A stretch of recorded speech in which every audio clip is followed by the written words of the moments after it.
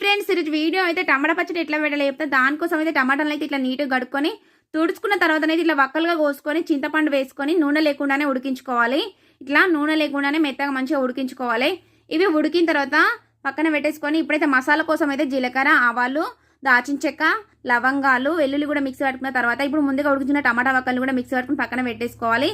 తర్వాతనైతే తాలింపు కోసం అయితే తగినంత నూనె వేసుకొని జీలకర్ర, ఆవాలు, మెంతులు, శనగపప్పు వేసుకోవాలి. ఇది తాలింపు చల్లారిన తర్వాతనైతే ఈ తాలింపులోకి మనం తగినంత కారం, తగినంత ఉప్పు, ముందుగా మిక్సీ పట్టుకున్నాం కదా మనం దాచిన చెక్క, వెల్లుల్లి, అది కూడా వేసుకొని బాగా కలుపుకున్న తర్వాతనైతే మిక్సీ పట్టుకున్న టమాటా మిశ్రమాన్ని కూడా ఇందులో వేసుకొని బాగా కలుపుకోవాలి.